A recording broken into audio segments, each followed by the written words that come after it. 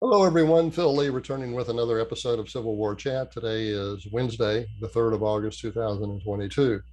Well, the cancel culture crowd took another scalp today. Specifically, Anne McLean of Richmond, Virginia, has resigned the position that she has recently appointed to be on the Board of Governors for the University of Virginia.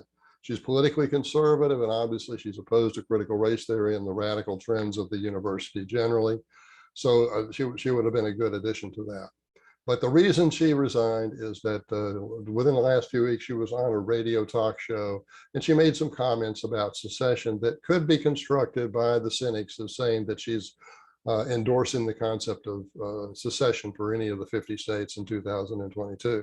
Whereas when I listened to it, I think she was talking about what was going on in 1860 and 61 and why Robert E. Lee felt that returning to Virginia was like returning to his, and siding with Virginia was like siding with the sovereign state that had joined the Union in 1789. He felt that was the sovereignty that had his first loyalty.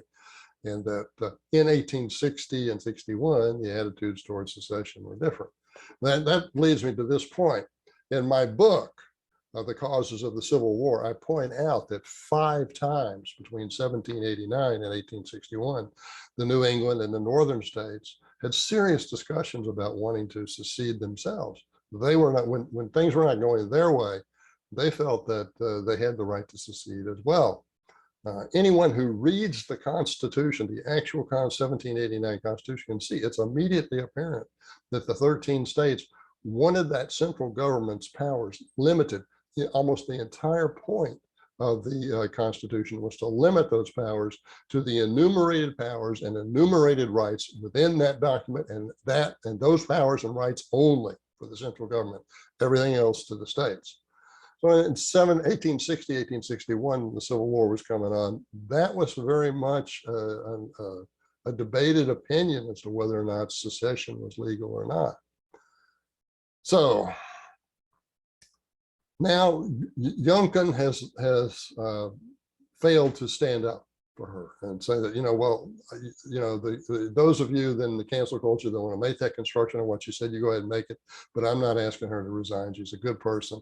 I'm going to put a link down here below, an article she wrote at Bacon's Rebellion about Thomas Jefferson and James Madison that will show you, what kind of a thinker she really is. And he could have said, I'm not going to put that kind of construction on what she said. Okay.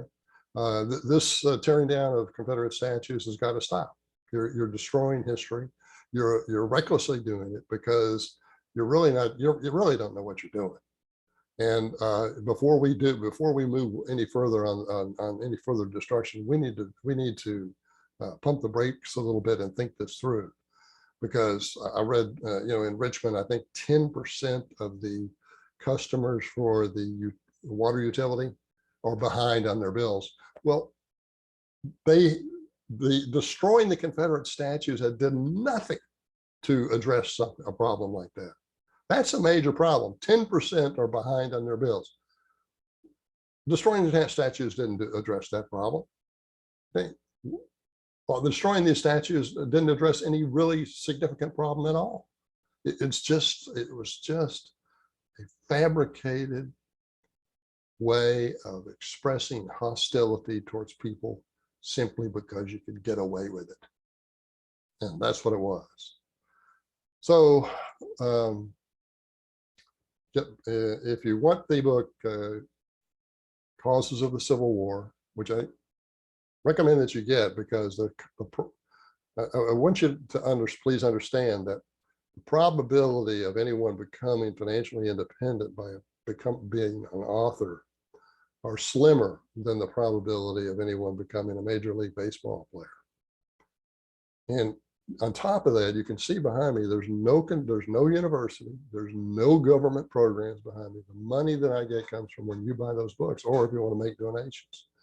That's the only thing. So the voices that I have and that others like me have, we're dependent upon you to buy those books and give them 5-star ratings at Amazon.